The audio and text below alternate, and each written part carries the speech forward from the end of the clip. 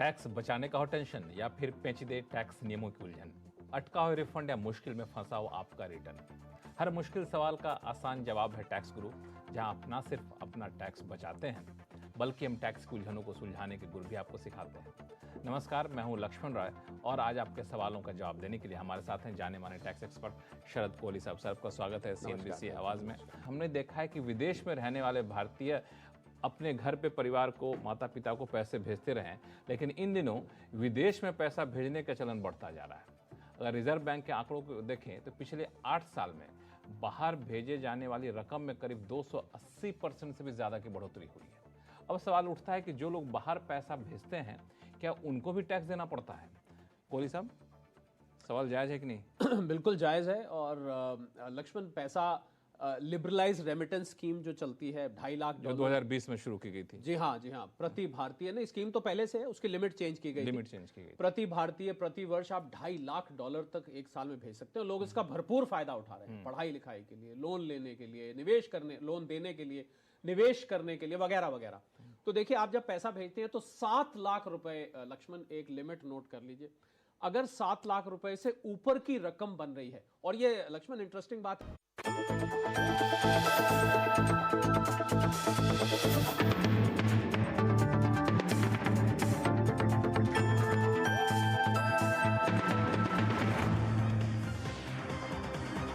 Tax से जुड़ी हर उलझनों को दूर करने के लिए लेकर हम हाजिर हैं आपका पसंदीदा शो टैक्स गुरु, जहां हम नियमों के दायरे में रहकर टैक्स बचाने के बेहतरीन तरीके आपको बताते हैं। नमस्कार, मैं हूं लक्ष्मण राय और आपके सवालों का जवाब देने के लिए इस बार हमारे साथ होंगे जानी मानी टैक्स एक्सपर्ट गौरी चड्ढा। गौरी, आपका स्वागत है।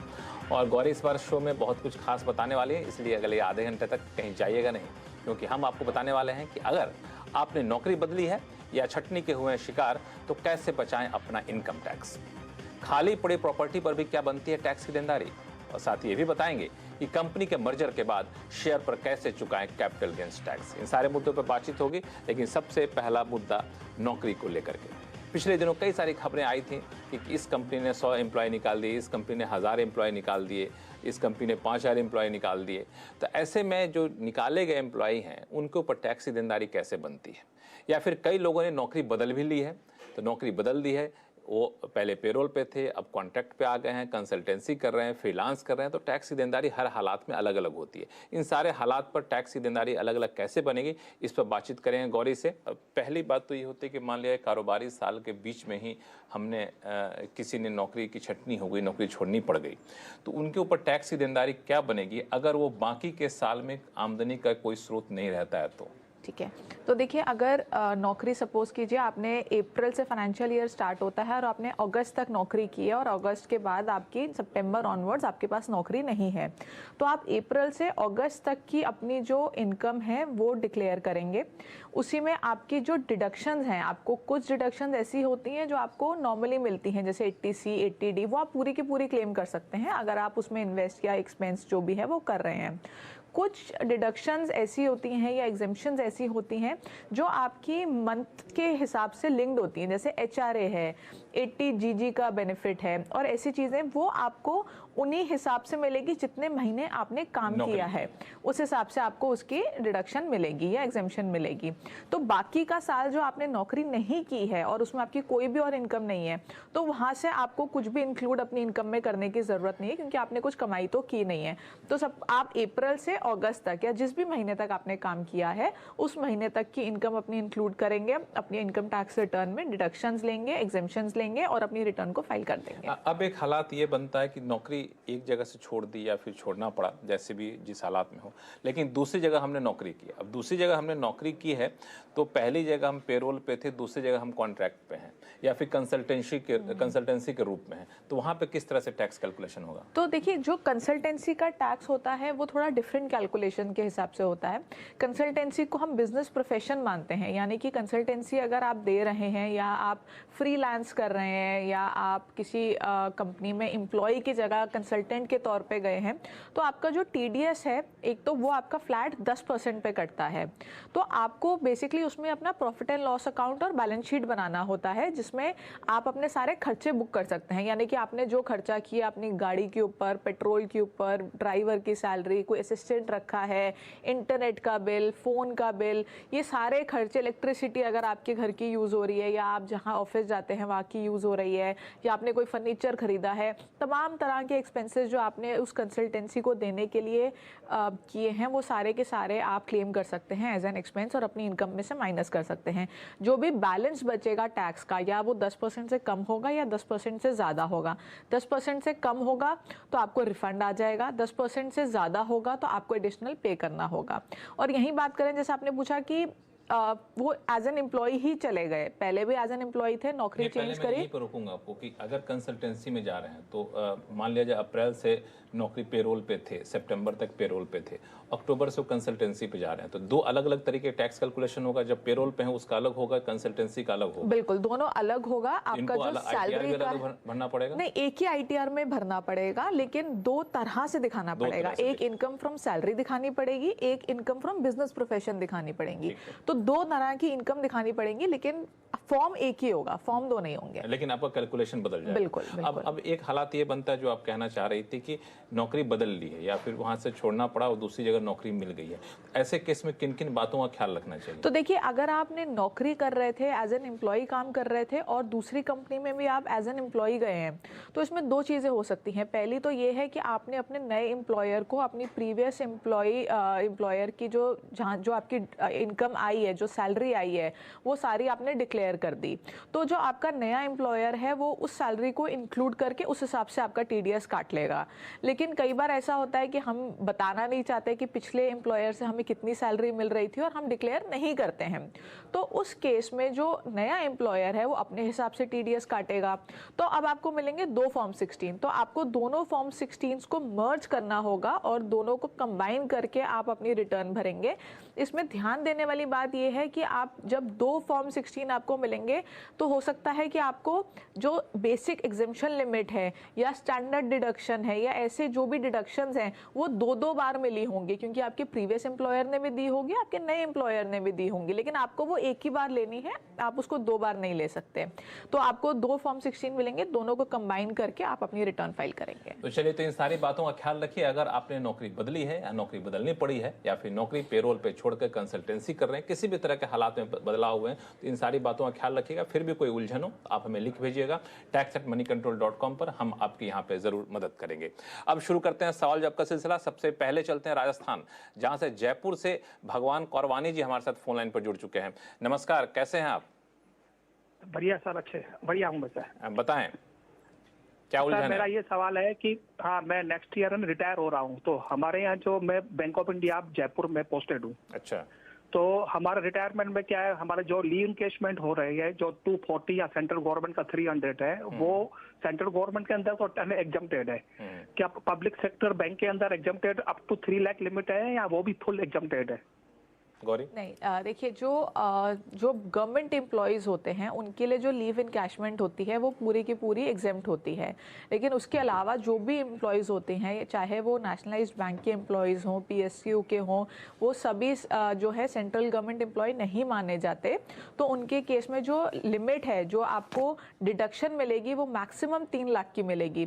तो अगर आपको लीव इनकैशमेंट 3 लाख से ज़्यादा मिल रही है तो 3 लाख तक एग्जेम्प्ट है और उसके ऊपर की टैक्सेबल है। 3 लाख से कम मिल रही है तो जितनी मिल रही है वो सारी एग्जेम्प्ट है। तो आपकी जो थ्रेशोल्ड है वो है 3 लाख और आपको जो पूरी की पूरी लीव इनकैशमेंट मिल रही है वो नॉन टैक्सेबल नहीं होगी, क्योंकि आप गवर्नमेंट एम्प्लॉय नहीं माने जाएंगे। चलिए, तो कौरवानी साहब, उम्मीद करता हूँ आपकी उलझन दूर हो गई होगी।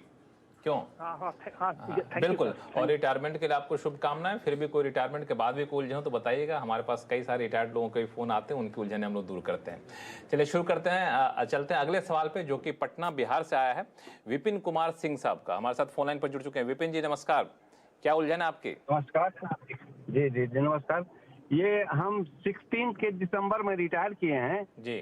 तो 17 के मार्च 31% जो फॉर्म 16 मिला है हमको, उसमें मेरा पैसा जो इनकम टैक्स में कटना चाहिए मेरे विभाग के द्वारा वो काट लिया गया है, लेकिन वो विभाग से पैसा जमा नहीं किया गया है। अच्छा। और ये रकम लगभग 21,000 का था। अच्छा। और जिसका इंटरेस्ट 16 से बढ़ते बढ़ते अभी हो गया है 29,000 के आसपास। ठीक है। तो वो विभाग से जमा नहीं किया है, लेकिन डिमांड में हमको दिखाता है। इसके लिए हम क्या कर सकते हैं? क्या ये आपके फॉर्म 26A में रिफ्लेक्ट कर रहा है, अगर आपको जानकारी हो इसके बारे में? हाँ, नहीं, फॉर्म 16 में वो दिखाई दे रहा है। फॉर्म 26A में दिखाई दे रहा है क्या? नहीं, फॉर्म 26AS में वो दिखाई नहीं दे रहा है। अच्छा, क्योंकि विभाग जमा नहीं किया है विभाग के द्वारा। ठीक है, ठीक है। तो देखिए इसमें कहीं ना कहीं कुछ गड़बड़ है, क्योंकि अगर आपका TDS कटा है और जमा हुआ है तभी वो 26A आपके फॉर्म 16 में आएगा। फॉर्म 16 में ऐसे नहीं आ सकता। तो पहले तो आप अपना फॉर्म 16 चेक कीजिए क्या वो ओरिजिनल फॉर्म 16 है, क्योंकि कई बार ऐसा कोई केस सामने आता है जहाँ पे जो एम्प्लॉयर है उसने जो फॉर्म 16 दिया है वो ट्रेसेस की वेबसाइट से डाउनलोडेड नहीं होता। तो आप चेक कीजिए कि आपका जो फॉर्म 16 है वो ट्रेसेस की वेबसाइट से ही डाउनलोडेड है और ओरिजिनल है, ऑथेंटिक है, सरकारी वेबसाइट से सरकार के द्वारा दिया गया है। अगर ये नहीं है तो आप अपने एम्प्लॉयर को कन्फ्रंट कर सकते हैं और आपका हक बनता है कि आप ट्रेसेस से डाउनलोडेड फॉर्म 16 मांगे। अब दूसरी बात यह है कि अगर आपके पास ओरिजिनल फॉर्म 16 ही है, यानी कि ऑथेंटिक फॉर्म 16 है, तो 26AS में भी आना चाहिए। ऐसा नहीं हो सकता कि 26AS में नहीं आ रहा और फॉर्म 16 में आ रहा है। तो आप अपना फॉर्म 16 लेके डिपार्टमेंट चले जाइए, डिपार्टमेंट को अपना फॉर्म 16 दिखाइए। फॉर्म 16 में जो जानकारी होती है आपकी TDS की, उससे जो डिपार्टमेंट है वो ट्रेस कर पाएगा कि ये आपका ऑथेंटिक है कि नहीं और उनके सिस्टम में रिफ्लेक्ट कर रहा है कि नहीं। अगर आप उनके पास फॉर्म 16 लेके जाएंगे और कोई दिक्कत है, आपकी मैपिंग नहीं हुई है TDS की, तो वो मैप कर देंगे और आपकी प्रॉब्लम जो है वो सॉल्व हो जाएगी। तो इसमें कोई क्या ऑनलाइन व्यवस्था नहीं है कि हम ऑनलाइन ही अपनी बात? देखिए, ऑनलाइन बिल्कुल ग्रीवियंस आप रेज कर सकते हैं, आपके पास ऑप्शन है। लेकिन आप अगर पर्सनली जाएंगे तो थोड़ा सा आई थिंक बेटर हो पाएगा। और अगर आप अपना पर्सनली नहीं जाना चाहते हैं तो ग्रीवियंस रेज कीजिए। लेकिन ग्रीवियंस रेज करने का जो मेरा पर्सनल अनुमान है कि ये थोड़ा सा ना ऑनलाइन को जल्दी ख़त्म कर देते हैं और क्लियरली नहीं बताते हैं क्या प्रॉब्लम है। बार बार उस पर आप ग्रीवियंस रेज करते रहेंगे और आपकी प्रॉब्लम हो सकता है ना सॉल्व हो। लेकिन अगर आप जाएंगे पर्सनली तो मुझे लगता है कि इमीडिएटली प्रॉब्लम आपकी सॉल्व हो जाएगी। दोनों ही ऑप्शन है। अगर आप ऑनलाइन अपनी बातों को रेज करना चाहते हैं तो आप बता सकते हैं फॉर्म 16 अपलोड करके कि ये मेरा फॉर्म 16 यहाँ दिख रहा है, लेकिन हमें ये 26AS में नहीं दिख रहा है। और नहीं तो जैसा कि गौरी बता रही थी, आसपास अगर नज़दीक में है इनकम टैक्स ऑफिस, अगर आप जाने में सक्षम है तो वहाँ भी जाके अपनी समस्या सुलझा सकते हैं। फिर भी समस्या नहीं सुलझे तो आप हमें लिखिएगा tax@moneycontrol.com पर। हम कोशिश करेंगे इसको इनकम टैक्स विभाग तक पहुँचाने की, ताकि आपकी समस्या सुलझ सके। चलते हैं अब लुधियाना, जहाँ से सुभाष कुमार जी हमारे साथ फोन लाइन पर जुड़ चुके हैं। सुभाष जी नमस्कार, क्या सवाल है आपके पास? जी सर, मेरा सवाल है कि मैंने अपना दिसंबर 19 में 250 शेयर लिए थे कॉर्पोरेशन बैंक के। ठीक है। 23 रुपए 35 के हिसाब से, और वो बैंक यूनियन बैंक में मर्ज हो गया। तो 16 अप्रैल को मेरे को 82 शेयर्स मिले यूनियन बैंक के। ठीक है। अब इसको मैं अगर बेचना चाहूँ तो मेरे को उसमें कैसे दिखाना पड़ेगा? कॉर्पोरेशन बैंक के शेयर तो मेरे पास है नहीं, ना ही बिक सकते हैं। मैं यूनियन बैंक के शेयर ही बेचूंगा जो मेरे पास क्वांटिटी कम होके 82 रह गई, और मेरा कॉस्टिंग पड़ा 7750। और जो अगर मैं जिस डेट को परचेज कॉर्पोरेशन बैंक के शेयर किए थे, डेट ऑफ परचेज वही दिखानी पड़ेगी कि या जो जिस डेट को मेरे को यूनियन बैंक के शेयर मिले वो दिखानी पड़ेगी? बड़ा कॉम्प्लिकेटेड मुद्दा। कई सारे बैंक एम्प्लॉय के पास ये समस्या हो, क्योंकि कई लोग बैंकों का शेयर, जिन कई सारे बैंक के मर्जर हुए हैं, तो इसके बाद ये उन सभी लोगों के लिए काफी रिलेवेंट सवाल है। बताएं गौरी। देखिए, आप जब इसको सेल करेंगे तो आप अपना कैपिटल गेन बुक करेंगे। तो आप जब इसको सेल करेंगे, सेल वैल्यू तो आपने जिस अमाउंट पे सेल किया है आप वो ले लेंगे। जो डेट है वो आप ओरिजिनल डेट लेंगे जिस डेट पे आपने कॉर्पोरेशन बैंक को परचेज किया था। जो कॉस्ट ऑफ एक्विजिशन है वो आप टोटल जो आपकी कॉस्ट है, जो आपकी आई थिंक 250 इंटू 23.5 होनी चाहिए, जो आपकी कॉस्ट है वो लेंगे। उसको आप डिवाइडेड बाय कर दीजिए जो आपके पास एक्चुअल शेयर्स हैं, आई थिंक 82 बोला आपने, तो उसको आप 82 से डिवाइड कर दीजिए और जो आपकी कॉस्टिंग आएगी वो आपकी कॉस्ट ऑफ एक्विजिशन बन जाएगी। तो उसका जो डिफरेंस होगा वो आप आपका कैपिटल गेन बन जाएगा और उस पर आपको टैक्स देना होगा। और ये आई थिंक 2018 के बाद की बात है, तो इसमें ग्रैंडफादरिंग का तो सवाल ही नहीं उठता। नहीं, आप कह रहे हैं कि जो कॉस्ट ऑफ एक्विजिशन का डेट है, डेट तब से होगा जब से इन्होंने कॉर्पोरेशन बैंक के शेयर लिए हैं। हाँ जी। लेकिन जब कैलकुलेट करें कैपिटल गेन्स तो इनको क्या करना पड़ेगा, उस कॉस्ट ऑफ एक्विजिशन को डिवाइड करना पड़ेगा। उस जो कॉस्ट है उसको डिवाइड करेंगे, जो एक्चुअल शेयर्स अब हैं इनके पास, जो अलॉटेड शेयर्स हैं यूनियन बैंक के जो मर्ज्ड शेयर जो आपको शेयर्स मिले हैं उससे डिवाइड करेंगे तो पर शेयर आपकी कॉस्ट आ जाएगी। तो उसके आधार पर आप अपना टैक्स कैलकुलेट कर सकते हैं। सुभाष जी, काफी पेचीदा मामला था, लेकिन मुझे लगता है उलझन दूर हो गई होगी आपकी, और इस हिसाब से अपना टैक्स की देनदारी तय कर सकते हैं। फिलहाल वक्त है छोटे से ब्रेक का। ब्रेक के बाद बताएंगे खाली पड़ी प्रॉपर्टी पर भी क्या चुकाना होगा टैक्स, बताएंगे छोटे से ब्रेक के बाद।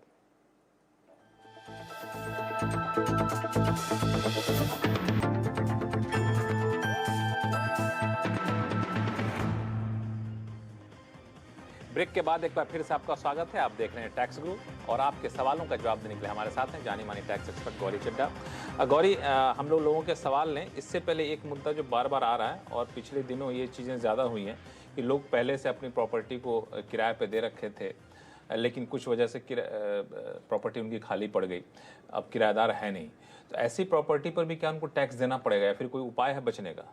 जी देखिए लक्ष्मण, आज से कुछ साल पहले तक तो आप एक ही प्रॉपर्टी अपने नाम पे रख सकते थे, यानी कि एक ही रेजिडेंशियल प्रॉपर्टी अगर आपके पास है, सेल्फ ऑक्यूपाइड है, तो आप आराम से उसको रख सकते थे। और उसके अलावा अगर आपके पास कोई प्रॉपर्टी है, यानी कि आपके पास दो प्रॉपर्टीज़ हैं, एक में आप रह रहे हैं, एक आपकी खाली प्रॉपर्टी है, तो आपको जो खाली प्रॉपर्टी है उसके ऊपर डीम्ड रेंट के ऊपर टैक्स देना होता था। लेकिन 2019 के बजट में इसको चेंज किया गया और बोला गया कि आप दो प्रॉपर्टी अपने नाम पे रख सकते हैं जो सेल्फ ऑक्यूपाइड हैं। इसके अलावा जो भी प्रॉपर्टी आपके नाम पे होगी, जैसे आपने 3 घर खरीद लिए, 2 आपने सेल्फ ऑक्यूपाई कर लिए, तीसरा आपने खाली छोड़ दिया, तो जो खाली आपने छोड़ा है उसके ऊपर आपको डीम्ड रेंट देना होगा। या तो आप उसको एक्चुअल में रेंट पे चढ़ाइए, उसकी रेंटल इनकम पे टैक्स दीजिए। अगर आप एक्चुअल में उसको रेंट पे नहीं चढ़ा रहे हैं तो हम मान लेंगे कि वो रेंट पे चढ़ा हुआ है और आपको उससे इनकम आ रही है और हम उस पर आपसे टैक्स ले लेंगे। इसका कारण मुझे ये समझ आता है कि लोगों के पास रहने के लिए सबके पास घर नहीं होता, और जो हाई वैल्यू हाई HNI लोग होते हैं वो बहुत सारे घर इकट्ठे करके रख लेते हैं। तो सरकार चाहती है कि या तो वो उसको रेंट पे दे या हम उनसे उसके ऊपर टैक्स लें। तो आप 2 प्रॉपर्टी, 2 घर अपने सेल्फ ऑक्यूपाई करके रख सकते हैं। उसके अलावा कोई होगा तो आप उस पर टैक्स देंगे, भले ही खाली रहे, भले खाली रहे, कोई उसमें कोई दिक्कत नहीं है, खाली भी होगा। मतलब पैसे तो आप बिल्कुल बिल्कुल बिल्कुल किराया आ नहीं रहा, कोई इनकम आ नहीं रही, लेकिन आपको उसके ऊपर टैक्स देना होगा। उस कैलकुलेशन कैसे होगा? तो उसका कैलकुलेशन एक फॉर्मूले से होता है जिसमें आप 2-3 रेंट आपको निकालने होते हैं। जैसे आपका पहले आप उस एरिया का रेंट देखते हैं, उस एरिया में कितना रेंट चल रहा है, कितना सरकार बोल रही है, ऐसे 3 कैलकुलेशंस होती हैं। उसमें से जब आप अमाउंट आपका जो निकलता है, जो डिराइव्ड वैल्यू होती है, उसके ऊपर आपको टैक्स देना होता है। और अगर आपने इसको रेंट पे दिया हुआ है तो एक्चुअल में जितना रेंट आ रहा है उसी के ऊपर टैक्स देना होता है। खाली है तो जो आसपास की प्रॉपर्टी के रेट हैं, उसकी कैलकुलेशन होती है, उसमें कैलकुलेशन होती है, 3-4 चीजें होती हैं, उसका फॉर्मूला थोड़ा सा कॉम्प्लिकेटेड है। जो पहले हमने रेंट दिया उसको आधार बना दिया जाएगा? नहीं, ऐसा नहीं है, ऐसा नहीं है। उसकी कैलकुलेशन आपको खुद करनी होती है। इनफैक्ट रिटर्न में भी आप उसी कैलकुलेशन को डालते हैं, और थोड़ी सी कॉम्प्लिकेटेड होती है क्योंकि उसमें थोड़ा सा आपको एफर्ट करना पड़ता है कि वो कैसे आप अमाउंट को निकालेंगे। प्रॉपर्टी रेंट पर है तो तभी अच्छा है कि जितना मिले उसके आधार पर टैक्स की देनदारी दिखा दी। खाली पड़ा तो और ज्यादा टेंशन, टैक्स तो देना ही है, और टैक्स का कैलकुलेशन भी काफी पेचीदा हो जाता है। इस बात का ख्याल रखिएगा। चलिए अब शुरू करते हैं वापस से सवाल जवाब का सिलसिला। दिल्ली से प्रवीण जी हमारे साथ फोन लाइन पर जुड़ चुके हैं। प्रवीण जी नमस्कार। नमस्कार जी, बताएं क्या सवाल आपके पास? मैंने अपनी डॉटर का इनकम टैक्स रिटर्न डाला था। मेरे को इंटीमेशन आई है 143(1) के under there is no due, जबकि उसका मेरा 42,688 रुपए का रिफंड बनता है एडवांस टैक्स का, कि उसका इनकम 5 लाख से नीचे था तो वो 87A के अंडर में सारा एग्जम्प्ट हो जाता है कुछ। ठीक है। और ये जो अंडर 143(1) के अंडर में जो एडजस्टमेंट देख रहा हूँ, केवल उन्होंने 2 रुपए की एडजस्टमेंट की है, वो 42,688 को 42,690 कर रहा है। अच्छा। अब रिफंड कुछ नहीं बना दिखा रहा है। अब मेरे को इसके लिए क्या करना होगा? ठीक है, देखिए अगर आपने इसको ठीक पढ़ा है ऑर्डर को 143(1) के ऑर्डर को और आप कॉन्फिडेंट हैं कि आपकी सिर्फ 2 रुपए की एडजस्टमेंट हुई है, उसके बाद भी वो आपको रिफंड नहीं दे रहे हैं, तो इसको हम बोलते हैं मिस्टेक अपरेंट फ्रॉम रिकॉर्ड, यानी कि आप ऑर्डर को देखते ही बता सकते हैं कि ये जो ऑर्डर है ये गलत पास हुआ है। तो इसमें चिंता करने की कोई ज़रूरत नहीं है। सेक्शन 154 की रेक्टिफिकेशन होती है, आप उसको फाइल कीजिए। वो ऐसे ही केसेस में फाइल की जाती है जहाँ पे मिस्टेक अपरेंट फ्रॉम रिकॉर्ड है, यानी कि जैसे 143(1) की इंटीमेशन आई और वो गलत है इंटीमेशन, और आपने देखते ही बता दिया ये गलत है। इसमें कोई डिबेटेबल पॉइंट नहीं है, यानी कि आप आर्ग्यू नहीं करेंगे, डिपार्टमेंट आपसे आर्ग्यू नहीं करेगा, डिपार्टमेंट भी देखते ही समझ जाएगा कि हमसे गलती हुई है। तो इसमें आप रेक्टिफिकेशन फाइल कर सकते हैं 154 की, और आपका जो रिफंड है आपको मिल जाएगा। चलिए, तो आपको रिफंड मिल जाएगा, इस बात पे चिंता मत करिए। फिर भी ना मिलो तो हम हैं यहाँ पे। अब चलते हैं अगले कॉलर के पास। शिखा बंसल जी हमारे साथ फोन लाइन पे जुड़ गई हैं फरीदाबाद से। शिखा जी नमस्कार। नमस्कार सर, कैसे हैं आप? बहुत बढ़िया, आप कैसी हैं? मैं ठीक हूँ सर। बताइए क्या सवाल है? हाँ जी, तो मेरा क्वेश्चन ये है कि जब हम फाइल करते हैं आईटीआर, तो उसमें सर इंटरेस्ट सर्टिफिकेट को शो करते हैं। तो इंटरेस्ट सर्टिफिकेट में 2 चीज होती है, एक इंटरेस्ट कंपोनेंट और एक प्री ईएमआई इंटरेस्ट। तो सर हमें इसको दोनों का ही बेनिफिट मिलता है ना? ठीक है, मैं आपको ये पूरा कॉन्सेप्ट समझा देती हूँ किस तरह से कैलकुलेट होता है। आप हाउसिंग लोन आपने लिया होगा, उसी के इंटरेस्ट की आप बात कर रहे हैं। तो जब आप हाउसिंग लोन लेते हैं तो जो इंटरेस्ट का कंपोनेंट होता है वो सेक्शन 24 में जाता है। सेक्शन 24 में आपके अगर सपोज कीजिए सेल्फ ऑक्यूपाइड प्रॉपर्टी है तो आप 2 लाख तक जो है इंटरेस्ट को क्लेम कर सकते हैं, और अगर आपकी लेट आउट प्रॉपर्टी है तो जितना भी आपने इंटरेस्ट पे किया है बैंक को वो सारा का सारा आप क्लेम कर सकते हैं। अब बात करते हैं कि आपका प्री कंस्ट्रक्शन पीरियड का भी इंटरेस्ट है। तो ये जो इंटरेस्ट होता है ये आप तभी क्लेम कर सकते हैं जब आपको पोजेशन मिल जाता है घर का। तो उससे पहले का जितना भी इंटरेस्ट होता है वो सारा प्री कंस्ट्रक्शन पीरियड इंटरेस्ट होता है। तो उसको आप टोटल करके डिवाइडेड बाय 5 कर दीजिए, यानी कि 5 इंस्टॉलमेंट्स में आप उसको क्लेम कर सकते हैं। तो आप अगर सपोज कीजिए इस साल में आपका इस साल का इंटरेस्ट आपका 1 लाख है और प्री कंस्ट्रक्शन पीरियड का 50,000 है, तो आप 1.5 लाख क्लेम कर सकते हैं। लेकिन आपको ध्यान ये देना है कि सेल्फ ऑक्यूपाइड के केस में ओवरऑल लिमिट 2 लाख ही है, तो 2 लाख से ज्यादा सेल्फ ऑक्यूपाइड के केस में आप क्लेम नहीं कर पाएंगे उस साल का इंटरेस्ट और प्री कंस्ट्रक्शन पीरियड का इंटरेस्ट मिला करके। चलिए, तो फिलहाल वक्त है छोटे से ब्रेक का। ब्रेक के बाद फिर से सवाल जवाब का सिलसिला शुरू करेंगे। देखते रहिए टैक्स गुरु।